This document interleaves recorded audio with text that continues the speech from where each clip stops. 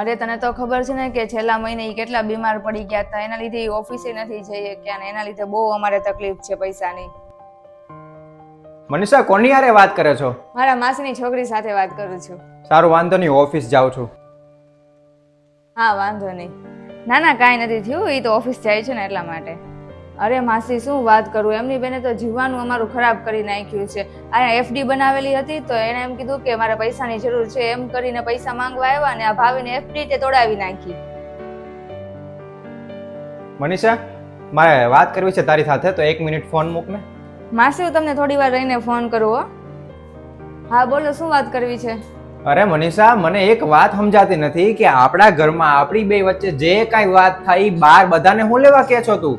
બાર વાળાને ક્યાં કાંઈ કહું છું, હું તો મારા ઘરના લોકો સાથે વાત કરું છું. હવે તમને એનાથી ને પ્રોબ્લેમ છે?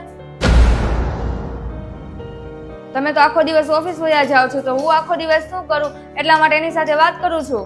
અરે હું તને કોઈની સાથે વાત કરવાની ના નથી પાડતો, હું ખાલી એમ કહું છું કે તમારે કાંઈ કહેવાની જરૂર નથી, મને ખબર જ છે કે તમે શું કહેવા માંગો છો.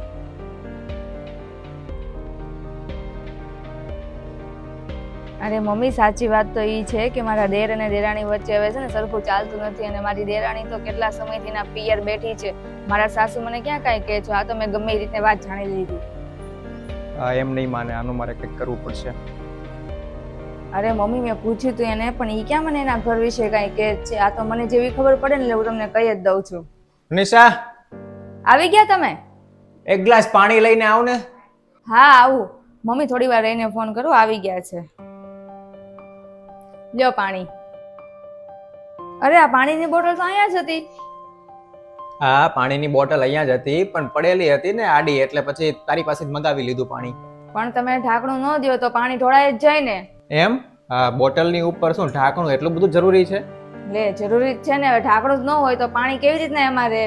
હું તને એમ જ સમજાવવાની ટ્રાય કરું છું કે જે રીતે પાણીની બોટલ ઉપર ઢાંકણું જરૂરી છે ને કે પાણી ન ઢોળાય, એમ જ આપણા સંબંધોમાં તે એક ઢાંકણું હોવું જરૂરી છે. અરે તમે કેવા શું માંગો છો ઈ કયો ને. એટલે હું તને સીધું કહી દઉં ને તો એમ છે કે આપણા ઘરની વાત કોઈને ન કહેવી જોઈએ, અને પછી ભલે આપણા સગા સંબંધી હોય કે કોઈ પણ બહારના વ્યક્તિ હોય, કેમ કે આપણા સિવાય બહારના કોઈ પણ વ્યક્તિ એને આપણાથી કોઈ લેવા દેવા ન હોય, ખાલી એને મજા લેવાની હોય. અને હું તને એમ નથી કહેતો કે એ બધા સાથે વાત ન કરવી જોઈએ કે એ બધા સાવ ખરાબ માણસો છે.